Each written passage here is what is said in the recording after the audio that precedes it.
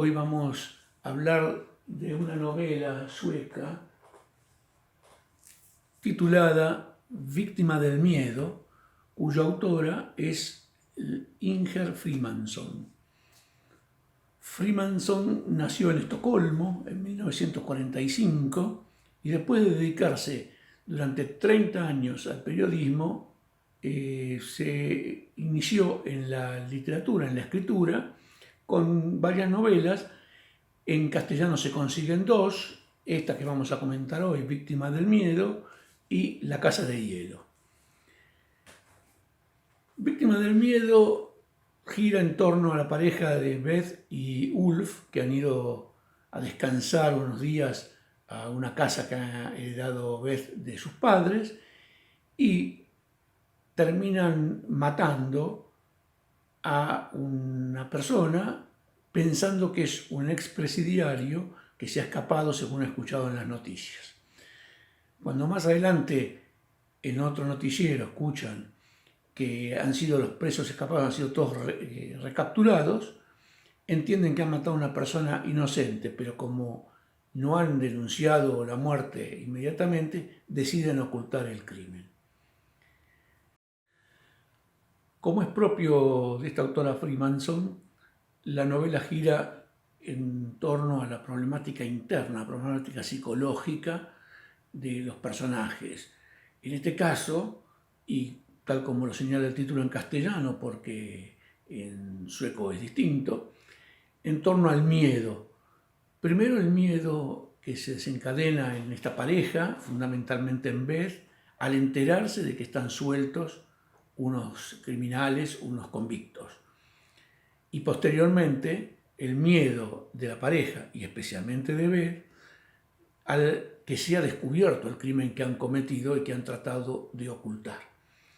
Es decir, que hay dos miedos distintos que van transformando a los personajes y se van adueñando de toda su vida, se van convirtiendo en el leitmotiv de la vida. ¿Sí? La preocupación va a girar permanentemente o cada vez más en torno al peligro de ser descubiertos. Y esto los va a obligar a ir revisando paulatinamente sus propias acciones, a temer cualquier encuentro con otras personas, etc.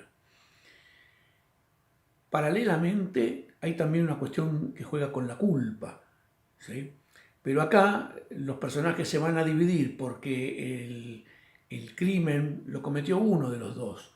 Entonces va a ser distinto el juego con relación a la culpa, también lo es con respecto al miedo, pero ambos tienen miedo de ser descubiertos, mientras que en lo que se refiere a la culpa, uno de los personajes tiene en juego el haber hecho el asesinato y el otro solamente el hecho de haber sido cómplice en el ocultamiento. Por lo tanto, acá se van a empezar a diferenciar. Claro, se trata de una pareja, por lo tanto estas diferencias, ¿sí?, en tanto al miedo y en referencia a la culpa, van a repercutir en el vínculo entre ellos.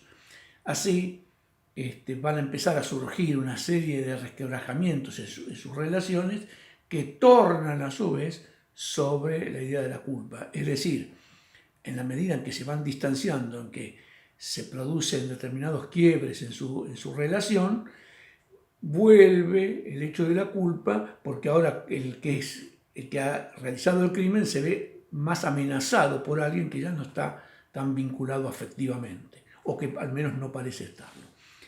Esta es la idea de la novela y esto es en lo cual destaca más que nada Freemansson, en el tratamiento psicológico de los personajes. A mi criterio, y esto es lo que me ha gustado de entrada en esta novela, es que la pone en el camino de Raskolnikov, ¿no?, el personaje central de Crimen y Castigo. Por supuesto que no se trata de una novela tan larga, ni los problemas existenciales de un ruso del siglo XIX son los mismos que los problemas de una sueca y un sueco del siglo XXI, ¿sí? Pero el tratamiento de lo psicológico, la importancia que va tomando el miedo y que va tomando la culpa en las vinculaciones permanentes entre ellos y con el exterior, con sus parientes, con sus amigos, ¿sí?, hace muy interesante esta novela.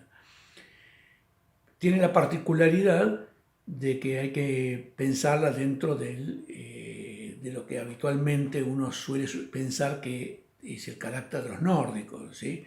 Donde hay en juego una situación distinta a la que podríamos pensar en una playa en Italia, ¿sí? Donde va a estar en juego otra mecánica social. Pero desde el punto de vista psíquico está en juego la misma culpa, el mismo temor que va a tener cualquier ser humano en esa situación, ¿sí? Habiendo realizado un crimen, habiéndolo ocultado, ¿sí? Y temiendo permanentemente que esto salga a la luz. Y como se trata de dos, ¿sí? Empezando a temer cada vez más que el otro, ¿sí? Flaquee, cuente o diga o se le escape algún comentario por el cual puedan ser descubiertos. Esta es toda la trama.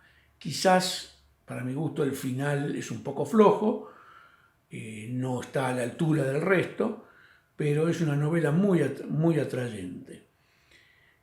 Recomendable, también lo es la otra novela de la autora que se consigue en español, que ya tendremos oportunidad de comentar. Dejo, como siempre, en pantalla y abajo en el comentario las referencias bibliográficas, ¿sí?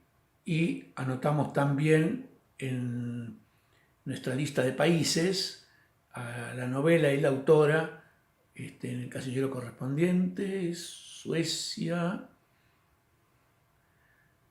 Víctima del miedo, Inger Freemanson.